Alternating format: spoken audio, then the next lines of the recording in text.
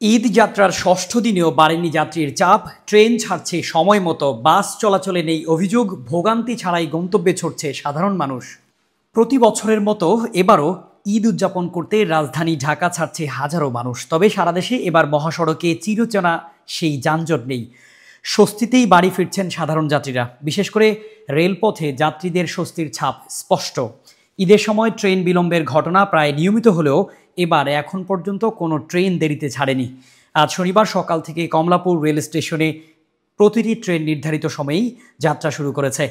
ঈদযাত্রার ষষ্ঠ দিনেও যাত্রীদের উপচে পড়া ভিড় লক্ষ্য করা যায়নি। সাধারণত ঈদের সময় স্টেশনে প্রচণ্ড ভিড় দেখা গেলেও এবার অনেকটাই নিয়ন্ত্রিতভাবে যাত্রীরা ট্রেনে উঠছেন। নিজেদের নির্ধারিত টিকিটের আসনে বসতে পারছেন। প্ল্যাটফর্মের বাইরের অংশে কিছুটা ভিড় থাকলেও ভেতরে টিকিট ছাড়া কাউকে প্রবেশ করতে দেয়া হচ্ছে না। ৩ স্তরের নিরাপত্তা চেকিং ব্যবস্থা নিশ্চিত করা হয়েছে, ফলে অবৈধভাবে প্রবেশের কোনো সুযোগ নেই। মোট আসনের ২৫% স্ট্যান্ডিং টিকিট দেয়া হচ্ছে, যা পূর্ব পরিকল্পিত। ফলে নির্ধারিত যাত্রী সংখ্যার চেয়ে কিছু বেশি যাত্রী গন্তব্যে পৌঁছানোর সুযোগ পাচ্ছেন।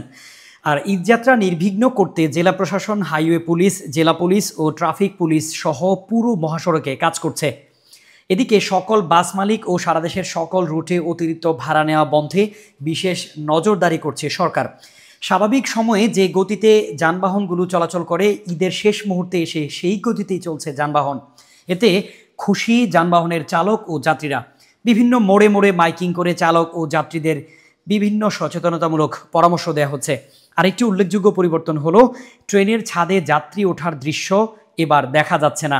যাত্রীদের অনেকে মনে করছেন এবারের ঈদ যাত্রা এতটাই নির্বিঘ্ন হচ্ছে, যেটা এর আগে বাংলাদেশে কখনোই দেখা যায়নি। এ কে এম শামীম খান, নিউজ ডেস্ক, রেভলিউশন 24।